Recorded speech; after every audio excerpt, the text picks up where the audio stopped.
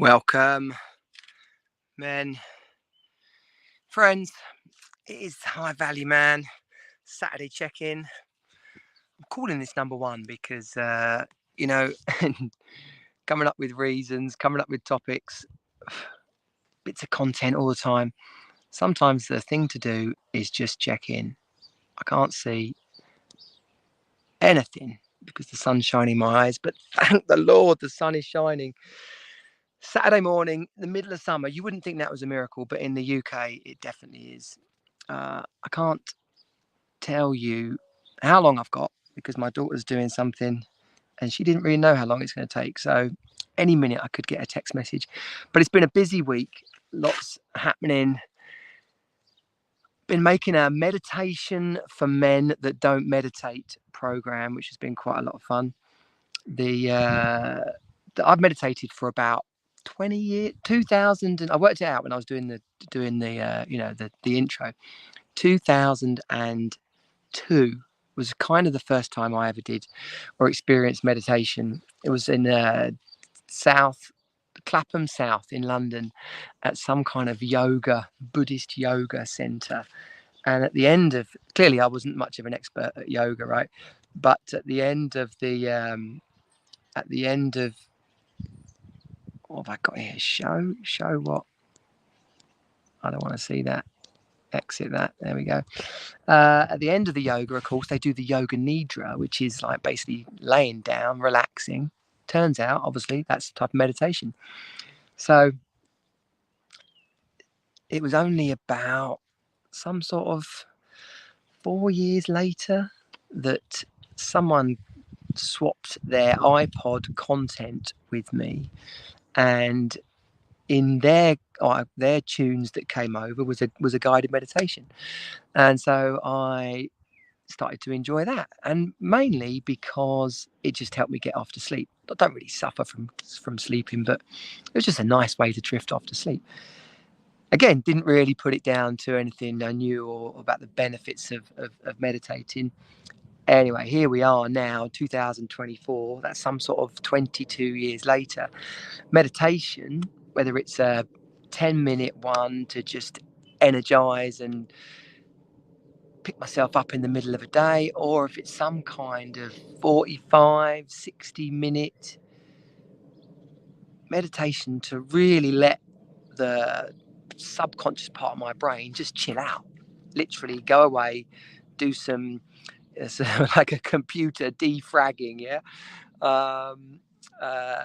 Just sorting itself out, and then me, separate to that, is able to just chill, release tension in my body, start to explore different thoughts, like feel the wide open expanse, so things that I would consider now actually quite advanced types of meditation. I read a lot of Joe Dispenza's work, a lot of stuff in there about the healing benefits of meditation. But on a basic level, it's like you take a headache tablet to get rid of a headache. If someone said to you, you can feel more energized, de-stress, get more creative, be more productive, be able to handle conflicts, arguments, tense situations better. Like someone said to you, "Oh yeah, that sounds good." How much, or where'd you get the tablets from? No, you meditate. Oh no, that's weird. That's weird. It's not weird. So anyway, I made meditation for men that don't meditate, right? So it's an easy to access little program. You can comment below. I'll send you a link to it. Give you a little freebie on Taster. Also this week, I've continued the decluttering project. Oh my gosh. I mean, I'm not like a hoarder. I'm not like going to be on one of those TV programs, but things that you don't need, like a bookshelf full of books that you don't read. What kind of pressure? You might not have considered this, right? But if you've got a book on a bookshelf that's been there for 6-7 years, maybe even longer, you're not going to read it. So why are you keeping it? Unless it's a Harry Potter first edition, you don't need it. And in fact, the pressure of it being there, but you not reading it, is actually greater than the benefit you're going to get from from from actually sitting down and read it, or sit down and bloody read the thing. I realised a long time ago I don't really read that much. I do listen to a lot of audiobooks, a lot. And so, I got given an awesome book by Joe, Green Lights, Matthew McConaughey's, kind of an autobiography, and I read half. Well, no, I didn't read half. I read about a third of the book on holiday. Loved it. Sat in the sun, beautiful. But when I came home, that ain't gonna happen. So got on Spotify. If you've got a Spotify premium account, the account holder, if you've got a family account, gets access to the audiobooks. Or Audible, it's like £8 a month, well worth it. So I listened to it on Spotify because I had all the 20 hours a month listening to audiobook time on there. So I finished it off. Wasn't going to happen otherwise. The stuff I learn, incredible. The creative ideas, the solutions, the different versions, or just even reinforcement of existing knowledge. You're only going to get that through reading. Again, like if someone said to you, "Oh, that sounds good. Can I have a tablet?" No, you can't have a tablet. You just got to listen to some books. If you're not taking on new knowledge, then you're not growing. It's as simple as that. So that's been happening. The decluttering. Oh yeah, I kind of wandered away from that subject. I've made about 800 quid from selling stuff. It's not about the 800 quid. 800 quid's nice, right? But it's like the reality of the world we live in today. Some people are just disposable. It just goes in the bin or it gets chucked out. And it is a pain in the arse, dealing with people on FaceBay or Facebook Marketplace, or having to go and post stuff that you sold on eBay or Vinted. There's a degree of that which is the pain in the arse, and particularly if it's for £8 or something, you think, was that really worth it? How much is my time? How much is my hourly time worth? But then when it comes down to it, 4 or 5 weeks later, and you got 800 quid, you're like, okay, well, clearly that was worth it. And there was some slightly bigger items in there. Also, I'm teaching it to my kids. Kicking and screaming, literally. No, not literally, before you get social services out. But, to get them to put their stuff on eBay, to have them realise the value of things, to have them duck and dive, wheel and deal. Of course it went wrong. Of course it did. But that's the nature of it. You've got to allow your kids the space to fail. I think that's a big problem in the world today, is that we don't allow our kids enough space to fail or take risks. I was watching, I didn't really mean to watch, but on Instagram, and they suggest someone to follow. So there's this American guy, dad. He's a pastor, right? So he doesn't call himself a dad coach, but he's like a pastor for men. And he had this video. It's got about 2 million, lots of views, right? And it was all about not letting your kids go and stay at other people's houses. And there's a part of it which is kind of true. Like, you don't know who they are, you don't know who they're going to have in their house, you don't know what the kid that you like at school, who's your child's friends, you don't know what their older brother's like. But where he was coming from was so fear-based, so literally restrictive, based on the idea that the worst possible thing was going to happen, that your kid was going to get molested or murdered or was going to smoke crack. Like, I mean, millions of views. I got a feeling it was more like 5 or 6 million. And okay, he's American, so you've got stuff going on in America that maybe we don't understand or relate to. But even then, you just think, well, where does the responsibility lie? On good people to be able to know and count on good people, for a parent to make the effort to connect with his kids' parents so that they've got a degree of understanding about what's going on there, a level of trust, not just in your kid, but a level of trust in yourself that you've put enough into them that they're sensible. And okay, that's going to be tricky if they're 7 or 8. I think my kids were probably younger than that when they had their first sleepover. But let's just say 7 or 8, they were their first sleepovers. You don't just let them go and sleep at some random person's house, clearly. like the point is that there's a degree of trust that you put into your own children and into yourself. Like, am I a good dad? Have I done a good job? Yes, I have.